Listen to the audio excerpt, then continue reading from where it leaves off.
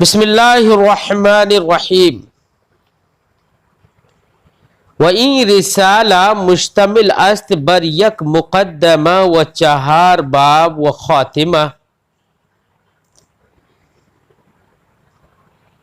صاحب علم الصیغہ فرماتے ہیں ای رسالہ، یہ رسالہ، اپنی اس کتاب کو رسالہ کہہ رہے ہیں، یہ رسالہ مشتمل است، مشتمل ہے بر یک مقدمہ، ایک مقدمے پر، و چہار باب اور چار بابوں پر، وہ خاتمہ اور ایک خاتمہ پر۔ جس طرح سے آپ نے سبق میں ہدایت النو کے سبق میں پڑھا تھا کہ صاحب کتاب نے وہاں پر بھی فرمایا تھا کہ میں نے اپنی اس کتاب کو مرتب کیا ہے ایک مقدمے پر اور تین فصول، تین بابوں پر اور ایک خاتمہ پر۔ اس طریقے سے صاحب ہدایت النو نے بھی کہا تھا، وہاں پر ان کے الفاظ تھے رتبتہ علی مقدمہ و ثلاثۃ اقسام و خاتمہ۔ بالکل وہی طرز صاحب علم الصیغہ بھی بیان کر رہے ہیں، فرماتے ہیں کہ میں نے اپنی اس کتاب کو مرتب کیا ہے، یہ میرا رسالہ مشتمل ہے ایک مقدمے پر، چار بابوں پر اور ایک خاتمہ پر۔ مقدمہ کسے کہتے ہیں؟ ابھی ہم نے تفصیل بتائی تھی، اشارتاً یہاں پر بھی چند لفظوں میں بیان کر دیں۔ مقدمہ کہتے ہیں بیٹا، یہ مقدمہ، یہ مقدمۃ الجیش سے ماخوذ ہے۔ مقدمۃ الجیش لشکر کا اگلا حصہ کہلاتا ہے۔ لشکر جب جنگ کے لیے روانہ ہوتا تھا تو چند افراد کو لشکر سے آگے بھیج دیا جاتا تھا تاکہ وہ آگے جا کر دیکھے کہ کس جگہ پر لشکر کا ٹھہرنا مناسب ہوگا، کون سی جگہ بہتر ہوگی، کہاں پر پانی میسر ہوگا، کہاں پانی میسر نہیں ہے، کہاں پر دشمنوں کا خطرہ ہے، کہاں پر دشمنوں کا خطرہ نہیں ہے۔ تو لشکر کی رہنمائی کے لیے اور لشکر کے تعاون کے لیے چند افراد کو جو پہلے آگے بھیج دیا جاتا تھا ان کو مقدمۃ الجیش کہا جاتا تھا۔ جیش کا معنی لشکر۔ مصنفین بھی کتاب اور علم کے جو اصل مسائل ہیں، اصل مسائل کے ذکر سے پہلے کچھ چیزیں بطور معاونت ذکر کرتے ہیں تاکہ طالب علم کو اصل مسائل سمجھنا آسان ہو جائے۔ تو کچھ باتیں علم میں شروع ہونے سے پہلے علی وجہ البصیرہ، بصیرت کے طریقے پر کچھ باتیں پہلے ذکر کرتے ہیں، انہی باتوں کو مقدمہ کہا جاتا ہے۔ عام طور سے بیٹا مقدمے میں مصنفین چند باتوں کا ذکر کرتے ہیں، ایک تو علم کی تعریف کا ذکر کرتے، علم کی غرض کا ذکر کرتے اور علم کے موضوع کا ذکر کرتے، علم کی وضع کرنے والا کون ہے واضح کا ذکر کرتے، اور علم کی وجہ تسمیہ کیا ہے تو وجہ تسمیہ کا عام طور سے ذکر کرتے ہیں۔ یہاں پر صاحب کتاب یہ سب باتیں ذکر نہیں کریں گے مقدمے میں، بلکہ اس بات پر چھوڑ دیں گے کیونکہ طالب علم علم الصیغہ تب پڑھتا ہے جبکہ اس سے پہلے صرف میر یا میزان، منشائب جیسی کتابیں پڑھ چکا ہوتا ہے۔ اس لیے طالب علم خود علم صرف کے بارے میں پہلے سے جانتا ہے، اس لیے صاحب کتاب علم صرف وغیرہ کی تعریف نہیں کریں گے، لیکن ہم نے اس سے پہلے سبق میں علم صرف کی تعریف بھی کی تھی اور اس کے بارے میں بتایا بھی تھا۔ صاحب کتاب سیدھے سیدھے کلمہ یعنی کلمہ کی تقسیم ذکر کرنا شروع کر دیں گے۔ فرماتے ہیں وَإِن رسالہ مشتمل است بر یک مقدمہ، یہ رسالہ مشتمل ہے ایک مقدمے پر، وہ چہار باب اور چار بابوں پر، وہ خاتمہ اور ایک خاتمہ پر۔ مقدمہ، اب مقدمے کا آغاز کر رہے ہیں، فرماتے ہیں مقدمہ در تقسیم کلمہ و اقسام مقدمہ کلمہ کی تقسیم کے بیان میں، وہ اقسام اور اس تقسیم کے اقسام کے بیان میں. یعنی مصنف علیہ رحمت و رضوان یہاں پر مقدمے میں سب سے پہلے کلمہ کی تعریف کریں گے کہ کلمہ کسے کہتے ہیں، پھر اس کی تقسیم بیان کریں گے کہ کلمہ کی کتنی تقسیم ہے، کتنی کون کون سی تقسیم ہے اس کی، کیا یعنی اس کے کون کون سے اقسام نکلتے ہیں. ٹھیک ہے، تو مصنف کلمہ کی تقسیم، تعریف اور اس کے اقسام کے بیان میں مقدمے کو ذکر کر رہے ہیں. تو سب سے پہلے کلمہ کی تعریف، کلمہ کسے کہتے ہیں. بیٹا صاحب کتاب کی بات سننے سے پہلے میرے لفظ سنو. کلمہ کسی بھی زبان میں بیٹا جو ہم بولتے ہیں یا جو پڑھتے ہیں وہ دو طرح کا ہوتا ہے. ایک تو یہ کہ ایک لفظ بولا جائے یا ایک لفظ پڑھا جائے اور اس لفظ سے ایک ہی معنی سمجھ میں آئے، تو بیٹا اس کو مفرد کہتے ہیں. کیا کہتے ہیں اسے؟ مفرد.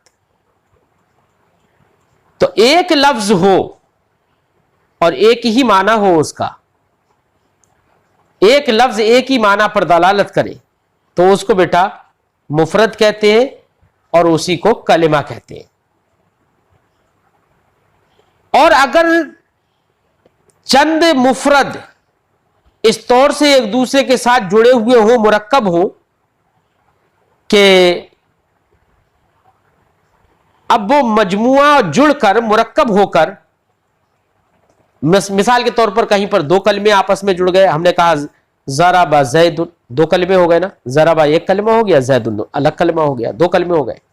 ضرب اپنے معنی پر دلالت کر رہا ہے اور زید اپنے معنی پر دلالت کر رہا ہے، یعنی اس کلام کا ہر جز اپنے معنی پر دلالت کر رہا ہے. تو بیٹا اس کو مرکب کہیں گے.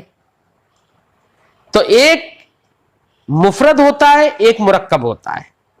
یہاں پر صاحب کتاب کلمہ کی تعریف کریں گے اور فرمائیں گے کہ کلمہ ایسا لفظ ہوتا ہے جو جس سے ایک معنی سمجھ میں آئے، یا یہ کہہ لو کہ کلمہ لفظ مفرد کو کہیں گے. کس کو کہیں گے؟ لفظ مفرد کو کلمہ کہیں گے.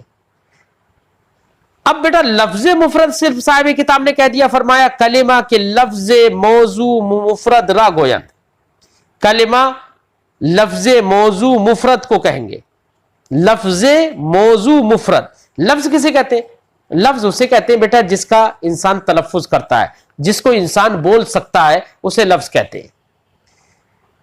تو ہمارے منہ سے جو آواز نکلتی ہے نا، اور زبان اور ہونٹوں کے زیر و بم اور ان کے اتار چڑھاؤ سے جو آواز ایک الگ انداز میں نکلتی ہے، کبھی کچھ سمجھ میں آتا ہے، کبھی کچھ سمجھ میں آتا ہے، یہی لفظ ہوتے ہیں بیٹا.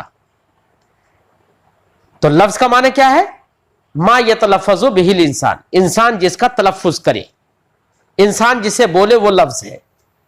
تو بیٹا ہم تو کبھی بامعنی بولتے ہیں، کبھی بے معنی بھی تو بولتے ہیں. جیسے ہم نے روٹی کے ساتھ، روٹی کا مطلب تو آپ کے سمجھ میں آ گیا ہوگا کہ میں کیا کہہ رہا ہوں، لیکن اسی کے ساتھ میں نے بول دیا اوٹی. اب اوٹی تو سمجھ میں نہیں آئے گا، اس کا معنی نہیں سمجھ میں آئے گا آپ کا. تو میں نے دو لفظ یہاں پر بولے، ایک لفظ تو معنی والا بولا اور ایک لفظ بے معنی بھی بول دیا. ٹھیک ہے نا؟ تو دو طرح کا لفظ ہو گیا.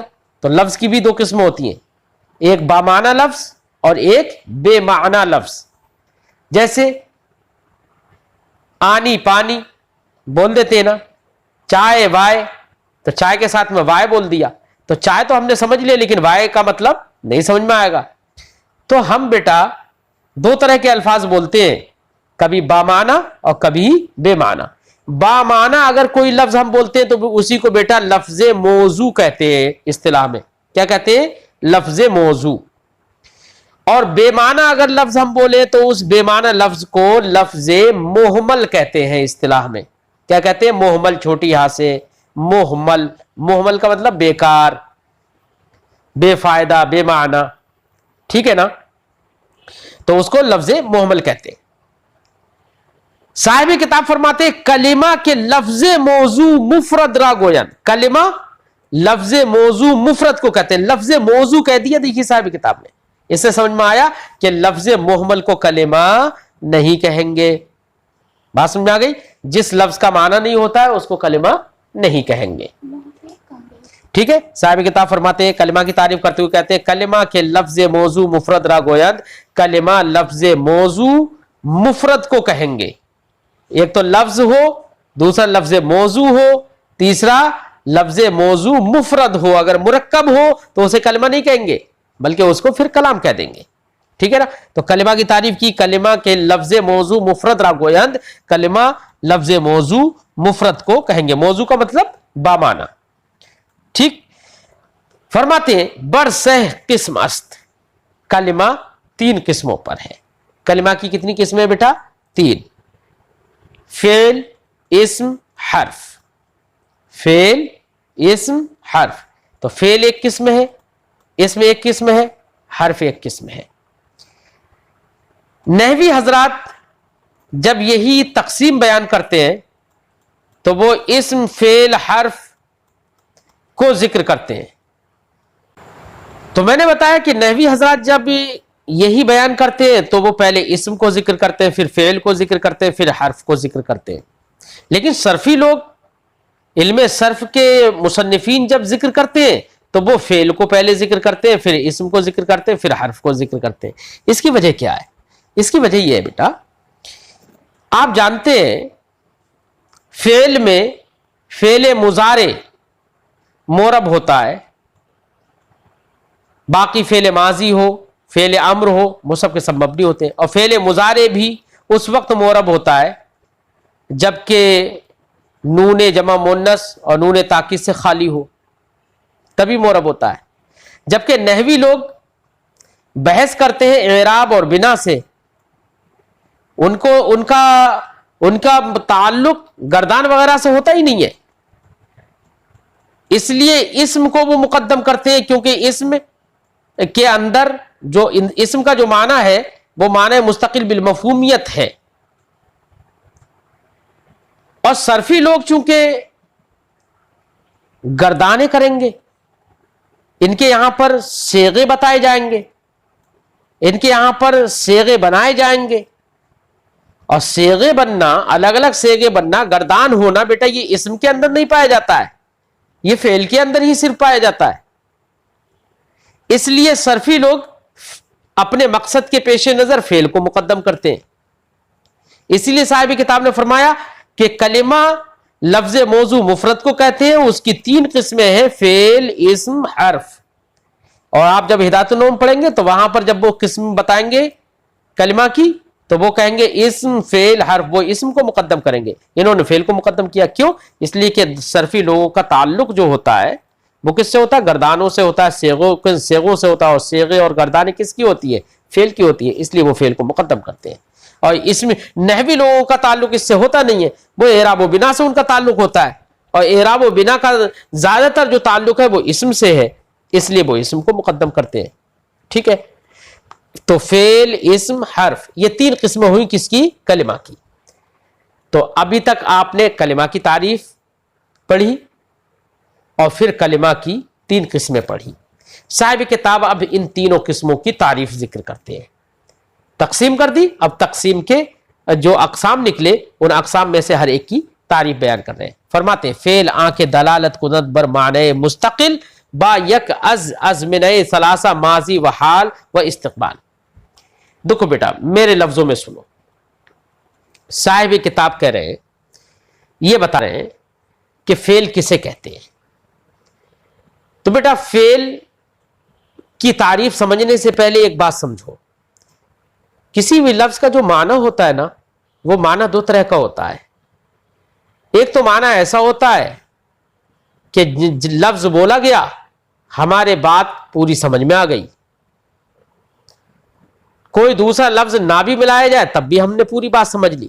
جیسے ہم نے بولا بیٹا زیدن، کیا بولا؟ زیدن. تو زیدن لفظ بولا گیا، آپ نے سمجھ لیا کہ زید میں نے جو نام بولا ہے وہ کس کا ہے، آپ کا ذہن اس کی ذات کی طرف پہنچ جائے گا. اب میں نے کچھ نہیں بولا آگے تب بھی آپ زید کا مطلب تو سمجھ گئے نا. وہیں پر بیٹا ایک لفظ ایسا بھی ہوتا ہے کہ وہ تنے تنہا اگر بولا جائے تو اس کا معنی پورے طور سے سمجھ میں نہیں آتا ہے، بلکہ پورے طور سے معنی سمجھنے کے لیے دوسرے کلموں کو ملانے کی ضرورت ہوتی ہے۔ مثال کے طور پر میں نے کہا من کا معنی سے، اب سے کہاں سے؟ ظاہر بات ہے من کا معنی تو ابتدا ہے، تو ابتدا کے لیے تو وہ جگہ کا معلوم ہونا چاہیے نا جہاں سے ابتدا ہو، اس لیے من صرف بول دیا تو معنی پورے طور سے سمجھ میں نہیں آئے گا، بلکہ اس جگہ کا ذکر کیا جائے جس جگہ سے ابتدا ہوتی ہو۔ لہذا میں نے کہہ دیا من بریلی سے، من دہلی سے، من البصرہ بصرہ سے، الی کوفہ تک۔ تو الا اور من یا جو حروف ہیں وہ سب کے سب ایسا معنی رکھتے ہیں کہ جن کے پورے طور سے معنی سمجھنے میں ہمیں دوسرے کلمہ کو ملانے کی ضرورت پڑتی ہے، ٹھیک ہے؟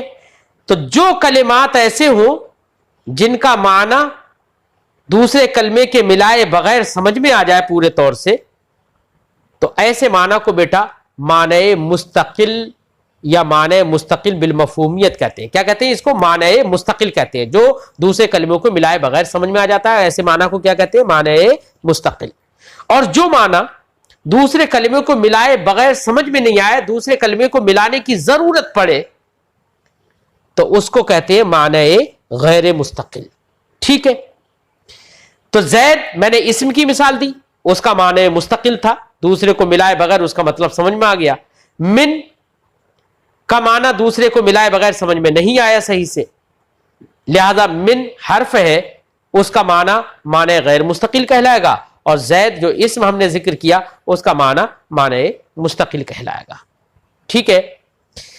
اب معنی غیر مستقل تو حرف کا ہوتا ہے، رہا معنی مستقل، تو معنی مستقل بیٹا اسم کا بھی ہوتا ہے اور فعل کا بھی ہوتا ہے۔ مثلا میں نے زیدن کہا تو اس ذات زید سمجھ میں آ گئی، کسی کو ملانے کی ضرورت نہیں پڑ رہی ہے، تو اسم کا بھی معنی مستقل ہے اور فعل کا بھی بیٹا معنی مستقل ہوتا ہے۔ مثلا میں نے کہا ضربا، اس نے مارا، بات پوری ہو گئی، مخاطب کو سمجھ میں بھی آ گئی کہ ہاں اس نے مارا، پورا معنی سمجھ میں آ گیا۔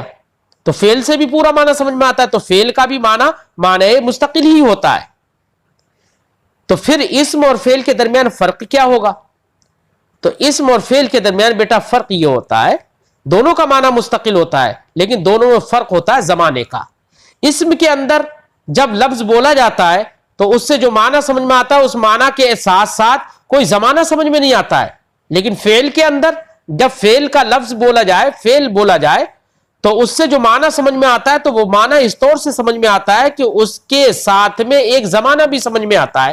مثال کے طور پر ہم نے کہا زیدن، زید، ذات زید سمجھ میں آئی، کوئی زمانہ سمجھ میں نہیں آیا، لیکن ہم نے کہا ضربا تو معنی ہوا اس نے مارا، تو جیسے جو معنی جو سمجھ میں آیا اس کا نا، تو اس معنی کے ساتھ ساتھ گزرا ہوا زمانہ بھی سمجھ میں آ رہا ہے، اس نے مارا، گزرا ہوا زمانہ سمجھ میں آیا۔ یضرب، وہ مارتا ہے، حال کا زمانہ سمجھ میں آ گیا۔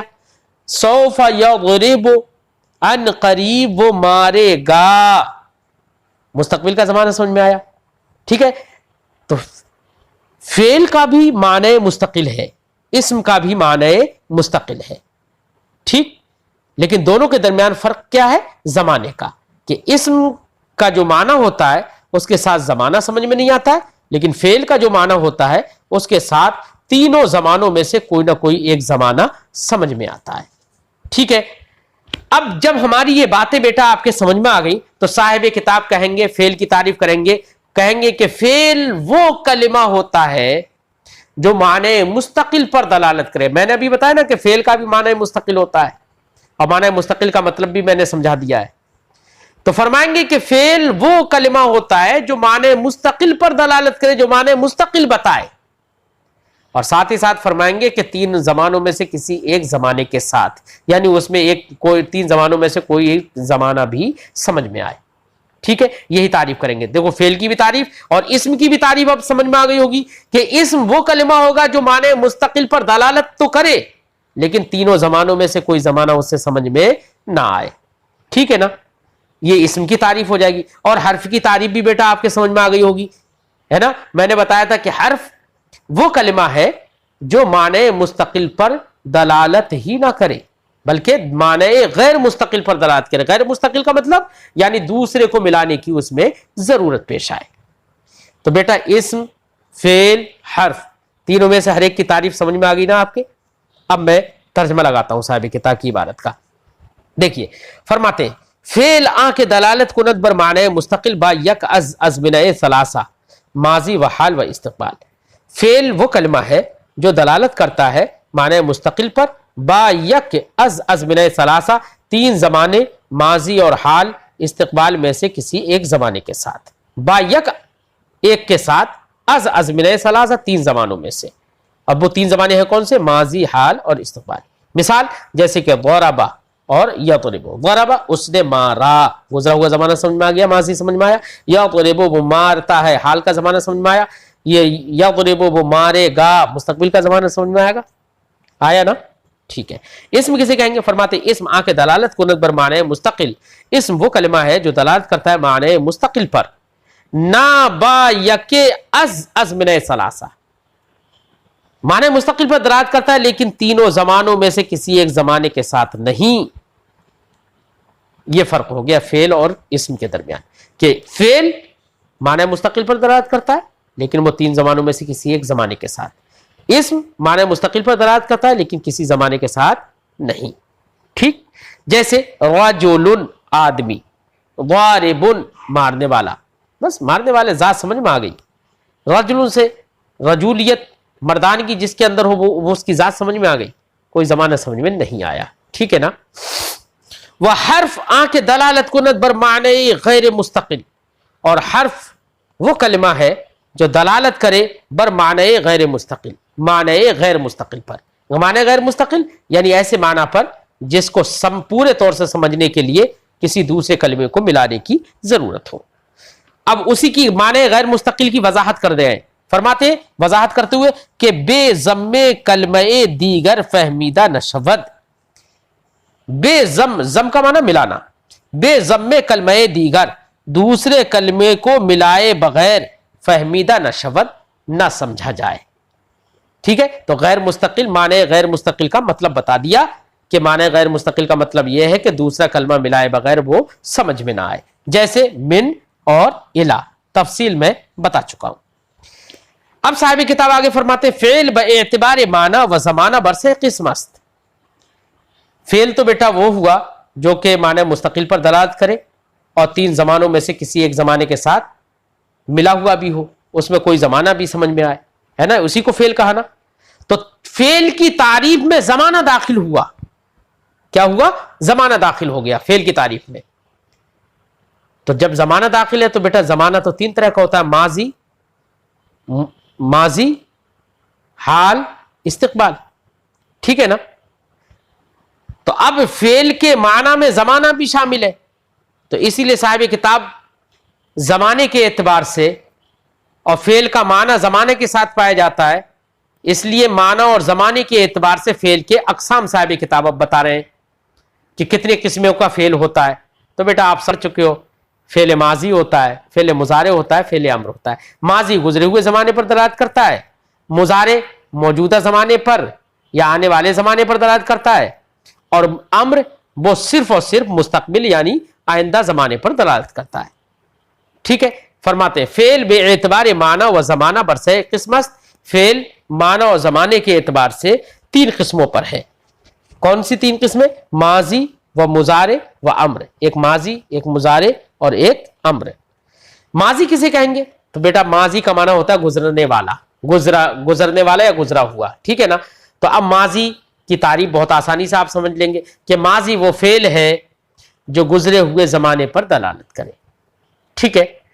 اب مضارع کسے کہیں گے؟ مضارع وہ فعل ہوگا بیٹا جو موجودہ زمانے پر یا آئندہ آنے والے زمانے پر دلالت کرے.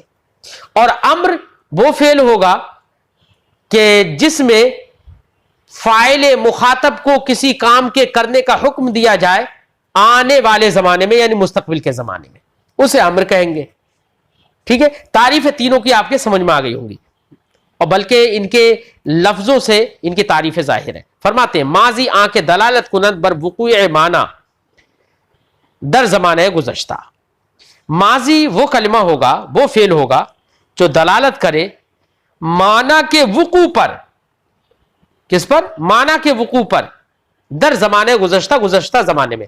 یعنی جو یہ بتائے کہ گزرے ہوئے زمانے میں کوئی معنی واقع ہوا ہے. مثال کے طور پر میں نے کہا ضربا زید، زید نے مارا. تو ضربا یہ فعل ہے، فعل ماضی ہے. اس نے یہ بتایا کہ گزرے ہوئے زمانے میں زید کی پٹائی، وہ زید کا مارنا واقع ہوا ہے. گزرے ہوئے زمانے میں زید کا مارنا واقع ہوا، یہی تو معنی ہے نا. تو معنی کے وقوع پر، گزرے ہوئے زمانے میں معنی کے وقوع پر دلالت کیا نا ضربا نے. فرماتے ماضی آنکھ دلالت کند بر وقوع معنی. ماضی وہ ہے جو دلالت کرے معنی کے وقوع پر، اور وہ وقوع ہوگا کہاں؟ در زمانہ گزشتہ، گزرے ہوئے زمانے میں. چو فعلا، جیسے کہ مثال دے رہے فعلا اس نے کیا، اس ایک مرد نے کیا. تو کرنا گزرے ہوئے زمانے میں پایا گیا نا، گزرے ہوئے زمانے میں اس کا وقوع ہوا. فرماتے چو فعلا، جیسے کہ فعلا کرد یک مرد، اس ایک مرد نے کیا در زمانہ گزشتہ، گزرے ہوئے زمانے میں. یہی مطلب ہوا نا اس کا. وہ مضارع آنکھ دلالت کند بر وقوع معنی در زمانہ حال یا آئندہ. مضارع کے اندر دونوں باتیں ہوتی ہیں. مضارع کے اندر حال پر بھی دلالت ہو جاتی ہے اور آئندہ پر بھی دلالت ہو جاتی ہے. ٹھیک ہے نا. فرماتے ہیں مضارع آنکھ دلالت کند، مضارع وہ فعل ہوتا ہے جو دلالت کرتا ہے معنی کے وقوع پر زمانہ حال میں یا آئندہ یا آنے والے زمانے میں، یعنی مستقبل کے زمانے میں. جیسے یا فعلو، تو یہ فعلو کے دونوں معنی ہو سکتے ہیں. می کنت وہ کرتا ہے ایک مرد، می کنت وہ کرتا ہے ایک مرد. یا خواہد کرد، یا کرے گا ایک مرد، دونوں معنی ہو سکتے ہیں. یک مرد وہ ایک مرد، بزمانہ حال، زمانہ حال میں کرتا ہے، یا آئندہ یا زمانہ مستقبل میں، آئندہ یعنی آنے والے زمانے میں کرے گا. یہ معنی ہوگا. تو مضارع کی بھی تعریف سمجھ میں آ گئی. اب امر کی تعریف دیکھیے. فرماتے و امر آنکھ دلالت کنت بر طلب کار از فاعل مخاطب بزمانہ آئندہ. امر وہ فعل ہوتا ہے جو دلالت کرے فاعل مخاطب، سامنے والے فاعل سے کسی کام کے طلب پر دلالت کرے بر زمانہ آئندہ، آنے والے زمانے پر، بزمانہ آئندہ آنے والے زمانے میں. مثال کے طور پر بیٹا ابھی آپ میرے سامنے ہیں، میں آپ سے کہوں عبارت پڑھو، اردو میں نے کہا عبارت پڑھو، تو بیٹا میں اپنے سامنے والے سے، جو سامنے والا جس کو ہم فاعل مخاطب کہہ رہے ہیں، اس فاعل مخاطب سے ہم نے عبارت پڑھنے کو طلب کیا نا. اچھا عبارت پڑھنے کو طلب جو ہم نے کیا ہے، کیا اس سے آپ نے یہ سمجھ میں آپ کیا آیا کہ ابھی مطلب موجودہ زمانے ہی میں پڑھ لے گا کیا؟ وہ نہیں، میرے کہنے کے بعد ہی پڑھے گا نا. تو جو کہنے کے بعد جب پڑھے گا وہ تو آئندہ زمانہ ہو جائے گا. میرے بولنے کے بعد کا زمانہ ہوا تو آئندہ زمانہ ہوا نا. تو کوئی بھی امر، کہیں پر بھی آپ کسی کو کوئی حکم دیں، کوئی کام کرنے کو طلب کرے، تو ظاہر بات ہے کہ وہاں پر فعل کا وقوع بیٹا آپ کے حکم دینے کے بعد ہی ہوگا، اور جب بعد ہوگا تو وہ مستقبل ہی ہوگا، آئندہ زمانہ ہی ہوگا. اس لیے صاحب کتاب نے کہا امر آنکھ دلالت کنت بر طلب کارے. امر وہ فعل ہوتا ہے جو دلالت کرے کسی فعل کے، کسی کام کے طلب پر. کس سے طلب؟ از فاعل مخاطب. فاعل مخاطب سامنے والے فاعل سے کسی کام کی طلب پر دلالت کرے بزمانہ آئندہ، آنے والے زمانے میں، فیوچر میں. جیسے کہا جائے افعل، تو کر. افعل کا معنی تو کر. فعل امر واحد مذکر حاضر کا صیغہ. اسی لیے ترجمہ کر رہے ہیں فارسی میں. فرماتے ہیں بکن تو یک مرد بزمانہ آئندہ، تو ایک مرد آنے والے زمانے میں کام کو کر. ٹھیک ہے، یہ امر ہو گیا. تو بیٹا آج کے اس سبق میں صاحب کتاب نے سب سے پہلے کلمہ کی تعریف کی، پھر اس کے بعد کلمہ کی 3 قسمیں بیان کی، فعل، اسم، حرف.